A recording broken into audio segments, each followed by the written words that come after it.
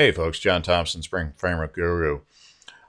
Today I was taking a look at Stack Overflow, spotted a question on a guy that's new to Thymeleaf and Spring, and he wants to convert over a JSP page to Thymeleaf, and he's asking how to set a response header. And the problem is setting response headers really isn't part of what Thymeleaf does. Thymeleaf is a templating engine. The response headers are going to be set by the framework that you're using. In this case, it's going to be Spring MVC, which is going to be responsible for setting the response headers. And I kind of expect this guy's going to have some problems in converting JSP code over to Thymeleaf just because of a paradigm shift. In my career, some of the absolutely god-awful worst code I've ever seen is in JSP pages. I don't know why it is. It seems like junior developers take JSP pages and they just do way too much inside of JSP pages. I've seen cases where there really is no MVC type control over the JSP page. I've seen database calls being made right from the JSP page. This is absolutely wrong way to do coding. It is fucking awful to maintain. So let's take a look at this guy's question a little bit more in detail here. So we're in Stack Overflow. He's asking, I'm just trying out Spring Boot, and with that I have a simple JSP test page I'd like to convert over to Thymeleaf. The JSP page has a top-level page directive that sets a response header. That's a problem, and JSP shouldn't be doing that there, in my opinion. How can I do the same thing in Thymeleaf? The short answer is you can't. To my knowledge, not inside of Thymeleaf itself, but in Spring MVC, this is very simple to do. I am currently writing a course on Thymeleaf, and let me show you how to do this inside of IntelliJ. I'm going to toggle over to IntelliJ now. And here's a simple Spring MVC controller that brings up a product page. Let me show you this in Chrome. This is the page I'm working with, so nothing special there. This page is being rendered by Thymeleaf, and to set a request header in there, or I'm sorry, a response header in there, what we need to do is get a handle on the HTTP response object, the servlet response object.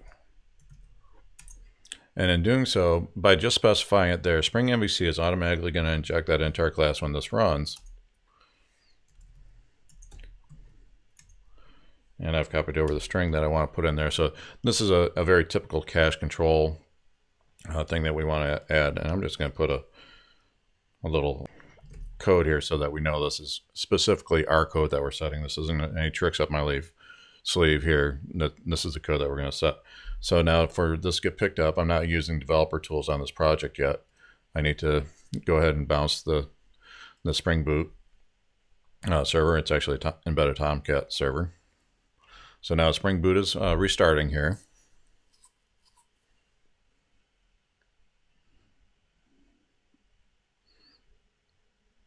And we're back up on port 8080, so I'm going to toggle back over to the browser. Do a refresh. Actually, I need to view developer tools.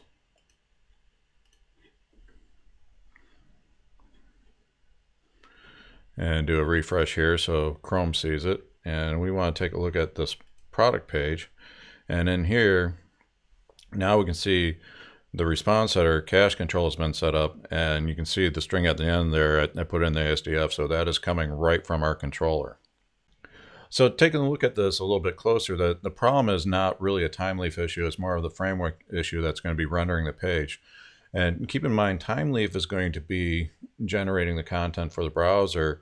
The framework is going to be handling the communication requests, and the HTTP header is typically something that's going to be handled by the framework itself that's handling the communication request. In this case, it's Java, and we are asking for that HTTP response object in Spring MVC so we can set a specific response header. And these are a lot of things that the Spring MVC framework is going to obscure from us, but I'm sure there's a lot of people that are seeing a lot of bad coding practices inside of JSPs that are going to be coming across this issue. And JSPs are generally, from what I've seen in the Java community, become dumping grounds for things that they really shouldn't be doing. I'm a big proponent of them. You see framework, and Thymeleaf adheres to that, where Thymeleaf is really just focused on generating the view content for the browser. You're not going to be going out to the database in Thymeleaf. At least you better not figure out a way to do that. That'd be a very bad thing to do. So there's a lot of separations concerns here. So your controller is really the proper place to be doing some of this stuff. Thymeleaf should be focused on just generating that view object. If JSP pages were the same way, life would be a lot better, because I've seen just such a lot of bad, awful code inside JSP pages. So I'm sure people making the transition from JSP are going to continue to have problems with this. But as you start understanding how to separate out concerns, your development will get better. You'll produce higher quality code, and life will be good for people picking up your code afterwards.